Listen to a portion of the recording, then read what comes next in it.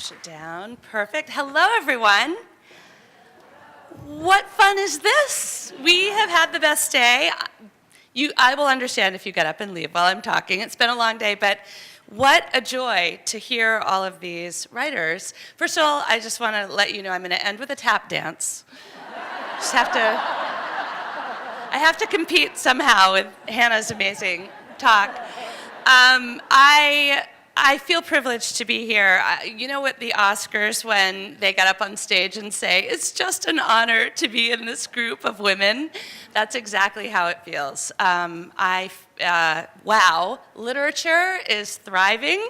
It's alive and well, and your presence in this room attests to that. I do a lot of these kinds of events, and I have to say this is the most fun one that I've ever done. It's really fun. Partly because we get to hear each other's stories, and that's just such a wonderful thing. Okay, so I have just a few minutes.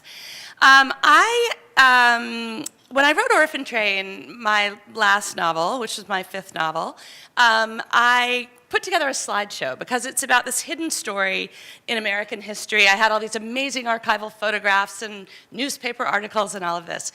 And then when I wrote A Piece of the World, it's about a work of art. So it lent itself naturally to a slideshow. So what I'm going to do today is just quickly do a very short version of the slideshow for A Piece of the World, which also is a little bit about Orphan Train. I'm going to take you through that. Let's see. I did an interview recently where one of the questions was, what do all of your books have in common? What is your theme? And I have to say I've never had to really articulate that before. And one of the wonderful things about getting reviewed is that reviewers will tell you your themes. So I sort of pieced together this idea, but I wanted to read it to you because I think it does tell you something about my own obsessions. I write novels about the inner lives of people facing unanticipated challenges that force them to dig deep to find out who they are. So this is my new novel, Piece of the World. We can have a whole conversation about covers at some point if you want to, but my paperback is a little bit different than the hardcover. I will simply say that Andrew Wyeth painted Christina's World in 1948. It's a beautiful, lush painting, and from the minute I began the book and my publisher, we were all very excited about it. I think they designed the cover the minute I wrote the book, using the painting. Nobody seemed to think it would be a problem, but the Wyeth Foundation did not agree with that. So not only was it a gorgeous part of that painting, but the title was Christina's World, which is what we always called it while I was working on it. And then it turned out we couldn't use the painting, and my publisher said, no, people will think it's your memoir if we call it Christina's World. So all of that changed at the last minute, but and as you can see, it sort of got modified over time as well. This is Orphan Train, and I have a new book called Orphan Train Girl, which is a middle grade story for 8 to 12-year-olds. It's kind of an alternate universe. In it, my 17-year-old character, Molly, is 12. But we, as you've heard, there have been hundreds of communities and campuses that have chosen Orphan Train, and we found that there wasn't a book there was a sort of desire for younger kids to be able to read it as well. So that's how that happened. And here's the beginning of my own story with this book. So this is the painting Christina's World. It hangs at the Museum of Modern Art in New York City. It was painted in 1948 when Andrew Wyeth was 31 years old. The subject of his painting, Christina, there, was 55 and disabled. When he began the painting, and this is really interesting to me as a writer, he told his wife that he wanted to create a masterpiece. He wanted to create a work of art that would outlive him and that would be the greatest thing he had ever done. And you know what's interesting? He did that. So it's to me, it's sort of a fascinating glimpse into ambition and courage and the ability to articulate that. When he was halfway through painting it, he came home and told Betsy, his wife, that he thought the painting was a complete flat tire. He was quite dejected. He couldn't get it right. But The minute it was finished, it was snapped up, as I said, by the Museum of Modern Art for $1,800, $1,400 of which Andy got because, of course, he had an agent. And today it's considered priceless. It will never travel again. It's only traveled twice since it's been there, and since 1948. It is uninsurable, and it is one of the most well-known and iconic American paintings. But the Museum of Modern Art has a bit of an ambivalent relationship to it, which I can talk about at the end if we have time. We'll see how it goes. But my relationship with the painting begins here. Could I have water, by the way? I'm a little hoarse. If someone on the committee, maybe a glass of water. I am the little girl with white pigtail holders here. My sister Cynthia is beside me, my parents behind us. This was right when we moved to Maine. I was born and raised in England. Oh, thank you guys. I have so much water. I can share. I have a lot. My parents are Southern. My mother's from North Carolina. My father's from Georgia. We moved to England when my dad was doing a PhD in British history. And my sister Cynthia and I were born and raised in England. And then my dad got a job in the history department of the University of Maine. I should say that the slight backstory is that my parents were total radicals, and my father had just been fired from a small conservative college in Tennessee, all-male college, for un-American activities, which meant we marched in Washington, and they housed draft dodgers. They were very involved in many, they were hippies. We had a Volkswagen bus with giant day-glow stickers on the side, which is what we drove to Maine. And anyway, so we moved to Maine, and my parents had Southern accents, and my sister Cynthia and I had English accents. And everyone thought we were nutty, and we were kind of nutty, but we were happy to be in this new place. And my parents were just culture vultures. They wanted to learn everything about this new place. So we went to maritime museums, and we paddled across lakes, and we climbed mountains, and we went to the coast. We went birding. And my father, who was both a sort of a dreamer and a schemer, came up with these ideas that we were going to do things that were very Maine. So first of all, here's a picture of me in a typical pose from when I was young, reading. We were all big readers. So we were obsessed, for example, with E.B. White. All the Maine writers, my father would read to us at night and tell us stories. And so we read all the E.B. White books, and then he got it in his head that we needed to find E.B. White and tell him how much we admired him. So we drove to the general vicinity of where my dad knew that E.B. White kind of lived within about 20 or 30 miles. And my father sweet-talked a gas station attendant into giving up the goods and confessing where E.B. White lives. So poor man, we ambushed him in front of his home. He was innocently clipping the hedges out front. And we jumped out of the car and started quoting from, Charlotte's Web and Stuart Little. And in this picture, he is showing us that when you crush pine needles between your fingers, the smell is as strong as patchouli. And I've never forgotten that. He was absolutely lovely to us, despite being, as I said, ambushed, which was a little bit terrible. Another scheme that my father got into his head was we had the painting Christina's World hanging in our kitchen, and he decided we needed to have a picnic in the grass down where Christina was lying in the field. I now realize that we were trespassing, and the house was not open to the public. Here we are in front of the house. Yet again, my father was barreling ahead without any sense of propriety. My grandmother, by the way, is in that picture, and I'll talk about her in a second, but we did indeed have a picnic down in the grass. I wrote an article about this for the New York Times, and that's the artist's rendering of us, in the field. So, and here's another, that's me, by the way, climbing into the painting. So the woman in that Photograph, my grandmother was named Christina, Christina Curtis. My mother's named Christina, I'm the third.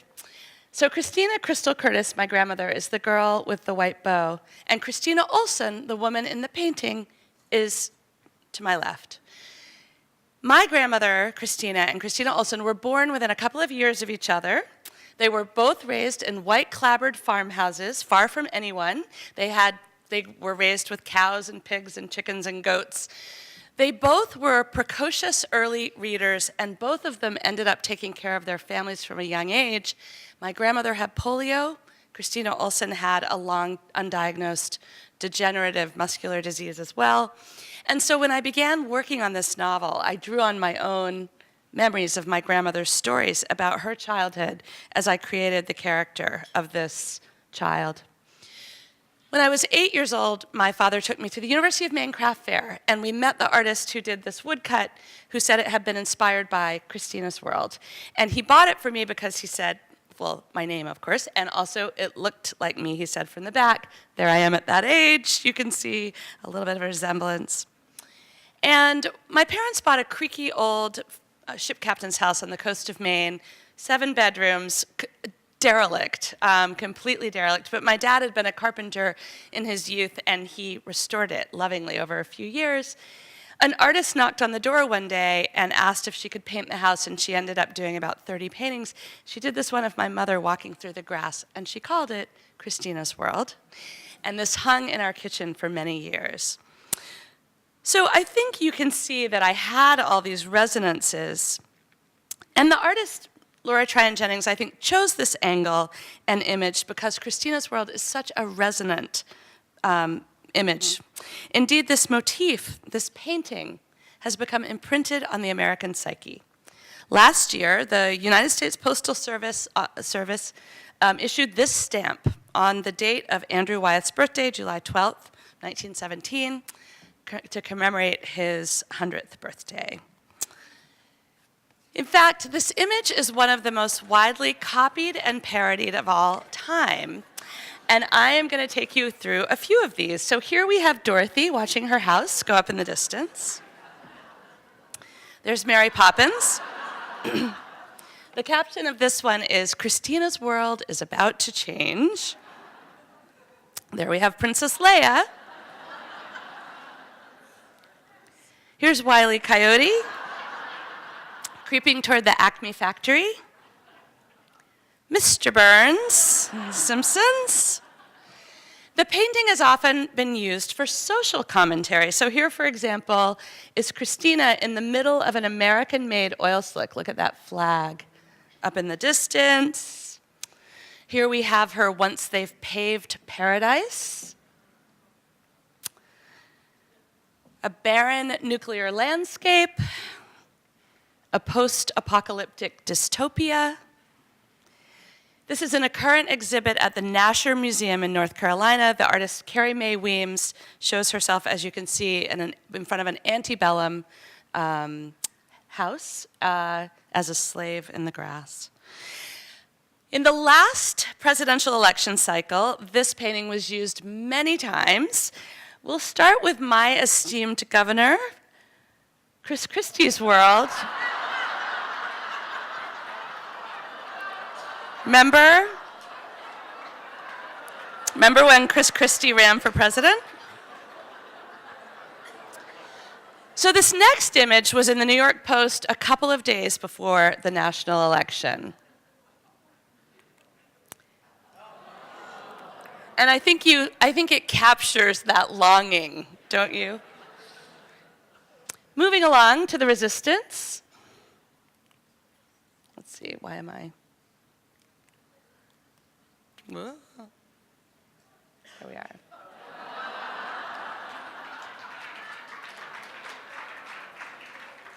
Resist. This next one, I was already on book tour for the hardcover, and about 45 people sent me this. It was widely distributed all over the internet.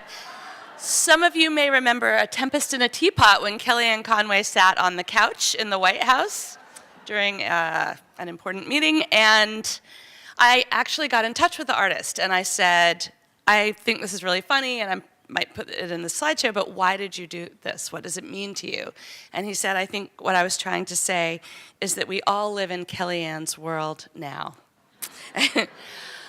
Some of you may recall last summer, my governor again decided to close all the beaches on the 4th of July,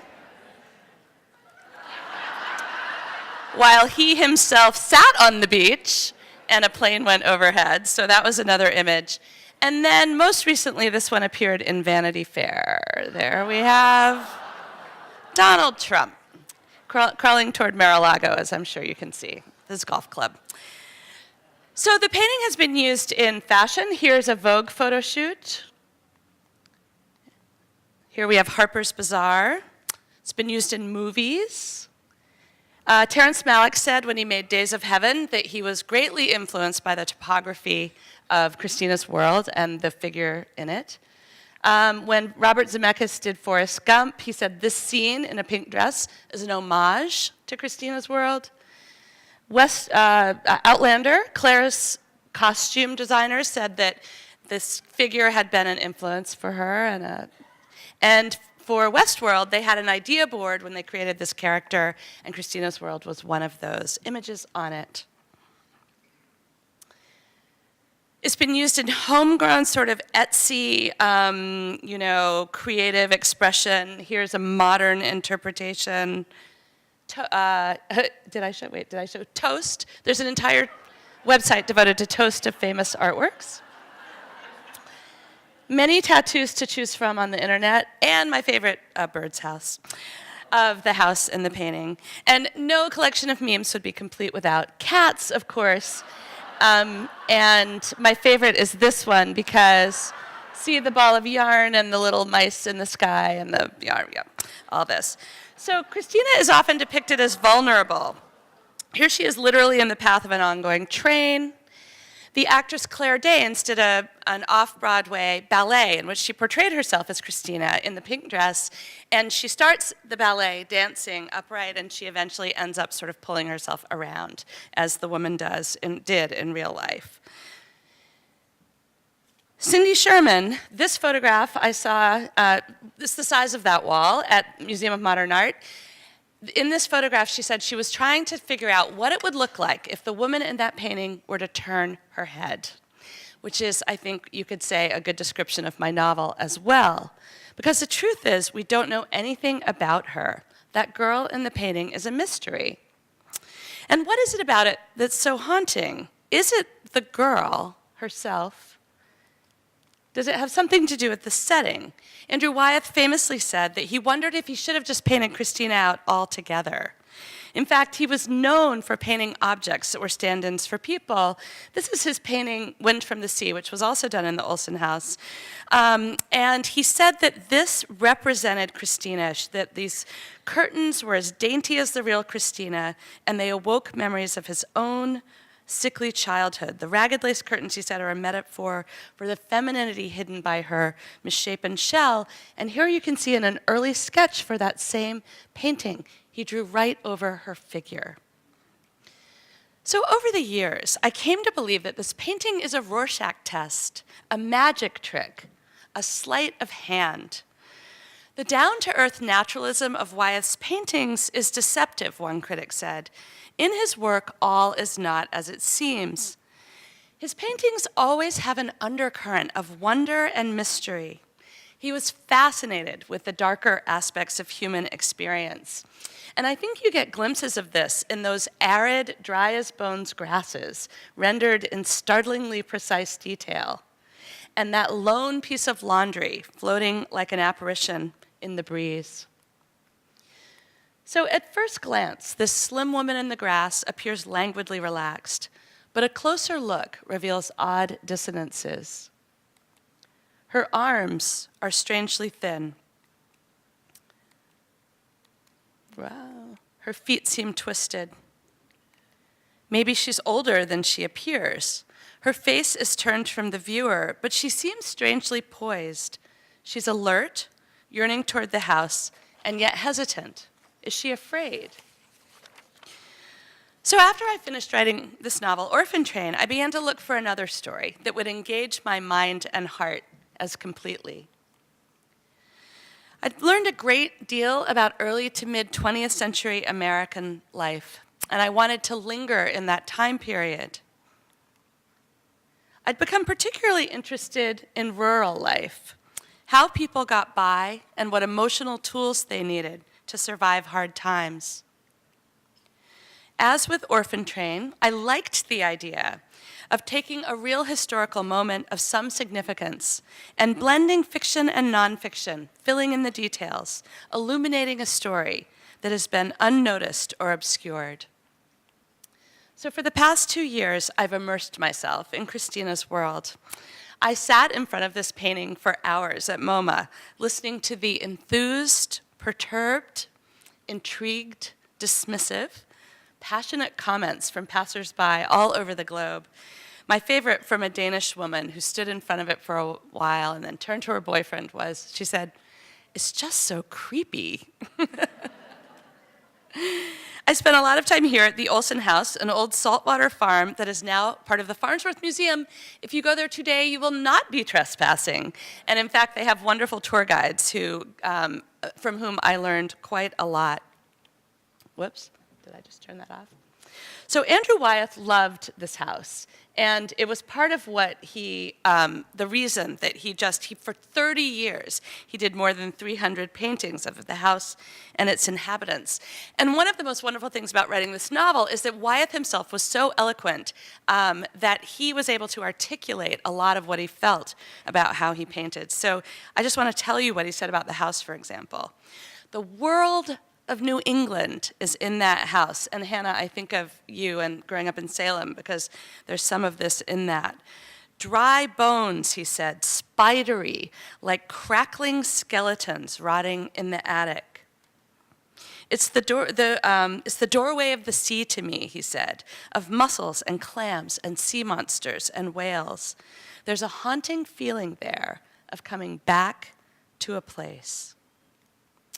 So in time, Wyeth began incorporating Christina into his paintings, and she became his muse and inspiration. What interested me about her, he said, is that she'd come in at odd places, odd times. The great English painter John Constable used to say that you never have to add life to a scene, for if you sit quietly and wait, life will come. Sort of an accident in the right place. That happened to me all the time, he said. It happened lots with Christina. "There was a very strange connection between us," Wyeth said, "one of those odd collisions that happen. We were alike. I was an unhealthy child who was kept at home, so there was an unsaid feeling between us that was wonderful, an utter naturalness. We'd sit for hours." This is a picture of her much older. Oh, and by the way, let me just say, that's her as a young woman, and this is a sketch she did for Christina's World when she was much older. But see how he's looking at her here? He said, "We'd sit for hours and not say a word, and then she'd say something and I'd answer. A reporter once asked her what we talked about, and she said, 'Nothing foolish,' which, by the way, is so Maine to say that. So in becoming an artist's muse, a seemingly passive role, I believe that Christina Olsen finally achieved the autonomy and purpose that this woman, she called herself a spinster, she lived with her brother for her entire life in this house, had craved for her entire life. Instinctively, I think Wyeth managed to get at the core of who she was. Alone in a sea of dry grass, she is the archetypal individual against a backdrop of nature, fully present in the moment, and yet a haunting reminder of the immensity of time. As one curator said, the painting is more of a psychological landscape than a portrait, a portrayal of a state of mind rather than a place. In the painting, she is paradoxically singular and representative, exposed and enigmatic, hardy and vulnerable. She's solitary, but surrounded by the ghosts of her past. Like the house, like the landscape, she perseveres. And as an embodiment of the strength of the human character, I believe, she is vibrant, pulsating, and ultimately immortal. And maybe that's the end. There we are. Thank you. Thank you. Yeah. Any questions? Questions? Yes, over here. Wait, let's come to you in a minute. Anybody else? Any other questions? Let's see. Yeah, over there. I understand that both of your books, Orphan Train and A Piece of the World, are going to be made into movies. You know, How is it so they collaborating say. with the screenwriter? The question is, I understand that both of your books are going to be made into movies. How is it collaborating with the screenwriters? It's a leap to say that they're going to be made into movies. Everyone's talking a good game at the moment. Let's say that. I've been down this road many a time, and none of my books have been made into movies, but a number of them have been optioned. We're now on the second screenwriter for Orphan Train, and I think this woman is great. And I hope it will happen. I really like the process of collaboration. I am not writing the screenplays myself, but they're both women who are writing them, and they're both incredibly interested in talking things through, and I enjoy that process. I also understand that things will change. Like, I'll give you an example. If this movie, or if Orphan Train actually happens, the screenwriter wants to make Vivian, who's 91 in my book, younger. She wants to let it happen, the story take place in the 90s, because it gives her a little bit more leeway as the story progresses. And also, there aren't many 91-year-old actresses, let's face it. So there were a number of factors that went into it, and I don't have a problem with that. Also, she has some ideas, and I said to her, I wish I had spoken to you before I published the book, because she made connections and sort of loops things in a way that I wouldn't necessarily have thought to do, but it's really interesting. So it's fun to collaborate. We writers of novels sit in rooms by ourselves, and to have that kind of feedback where you have someone who knows your book or your story intimately and you're talking through the fine points of it is tremendously fun. And also, screenplays are largely plot-driven, so there's lots of interesting back and forth. I'm learning a lot about, I thought I knew a lot about structure, but I'm learning a lot about structure. It's fun, yeah. Thank you. Yeah. Other questions? Would you like to ask your question? On the back? Okay, thank you.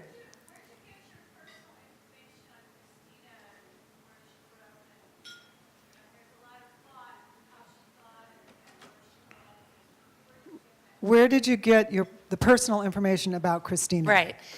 So I, like Min, Jin Lee, I interviewed a lot of people, I read a lot of books, I did a ton of research. That was the hardest book I have ever written. It's harder than the book I'm writing now. I'll never do this again, and I'm going to tell you what I did that I'll never do again. I wrote about real people, some of whom are still alive. There are humans walking the earth who are characters in my novel. And I soon learned, as I got into this project, that there are many people who care very much about how the Wyeth family, for example, is represented, and what this all looks like, and there was a lot of nervousness. It didn't impede me, and I didn't do anything differently, but I did follow the facts of the story. Everything that happens in Christina's world really happened, everything. I did shading, and I filled out, I would sometimes have a sentence like, Christina never spoke to her best friend again. Don't worry, I'm not really giving away much with that, but and I had the incident. I knew where it happened. I didn't exactly know why. But what that meant is that when I write a novel, I start with character, and characters have motivations that lead to actions, and actions have consequences. When I wrote this novel, I had to start with the consequences and work backward to motivation to actions and motivations and back end with character as I was writing. So what I mean by that is that Christina was an ornery, complicated, stubborn woman in real life. And she did things that I would never have chosen the character I was making up to do. Or she let things, for example, she never spoke to her best friend again. If I were creating a character like that, I probably would have affected some kind of resolution of some sort, meaning this is a town of 60 people on the coast of Maine. Surely they would run into each other, these best friends. Christina would cross the street and go to the other side. There was no resolution. What it meant was that I had to create internal resolutions for my characters. The book is very internal. It came in the end to feel like a sort of philosophical meditation on what it means to be alive, more than a novel, because also it's not action-driven. This woman lived in her house on the coast of Maine for her whole life and almost went nowhere. So all the drama and action I had to sort of pull out of thin air. The strictures on this book were really complicated, and I'm proud of it. I actually think it's the best book I've written. But it was so hard to write that even toward the end, I didn't know if it was a book. I remember saying to my husband, I don't know if I can pull this off. I just don't know if I can. It just didn't have all the typical trap markings of the books I'd written. So, George, should we do one more? Yes, Okay. So kind of a little bit of that question and maybe a little further. Can you elaborate on how you sort of got into her? Was there something in your life, or how did you get into her head when you wrote this character? How did you get into Christina's head when you wrote the character? So I think that, and this is the last question, I know we are all heading out. I think that we all have vulnerabilities. We all feel stubborn at times. It wasn't that hard once I sort of got into her to inhabit her. What I felt passionately about was I didn't necessarily want you to agree with everything she did, or you could judge it, I suppose. But I wanted you to understand why she did it. I wanted you to feel her feelings about what happened. Right after I finished Orphan Train, I was diagnosed with cancer. We've talked. I don't usually talk about this, but I'm sort of inspired by the women who've already spoken and how personal their stories were, and mine wasn't very personal. So I just wanted to share this with you, which is that I was diagnosed with a virulent form of breast cancer called triple negative. There's a 25% mortality rate in the first 5 years, so it's very scary. And it was a terrible, terrible year during which my mother unexpectedly died, and it was an agonizing, terrible thing. I've just come through the 5 years, which is lovely. So just so you don't worry about me, not that you shouldn't worry about me, because who knows, when I undertook this book, I didn't at all connect my own very difficult, not only year, but it was a while, with Christina's story. But as I began writing her, I realized I was drawing on a reservoir of my own vulnerability, helplessness. When you are diagnosed with cancer, your body is not your own, and it's taken over in different ways. Christina was disabled. Nobody knew what was wrong with her. Now they know that it's this degenerative disease called Charcot-Marie tooth, or CMT. 1 in 2,500 people have it. But there's still no cure for it. And over time, you become just increasingly incapacitated. And no one knew what was wrong with her, and she certainly didn't. And it was hard. And I got that. I was able to really deeply understand what it felt like to be out of control in your own body. And so I think just to end, because I know we're wrapping up here, I think just to end, you've heard novelists today talk about their process and their philosophies and their sort of the way that they view, the way that they walk through the world. And I hope that you've come away with something that feels very profound to me about my own experience, which is that novels evolve from our own lives in ways that we don't even necessarily process. We draw on who we deeply are at the core, whether or not there are actual autobiographical details. And what that has meant for me is that I've now, this is my seventh my seventh novel, I've gotten braver, and I'm working on a bigger canvas because I have pushed my way into a place where I feel that I can inhabit the worlds of other people, because really it's about being connected at the core of who we are. Thank you all so much.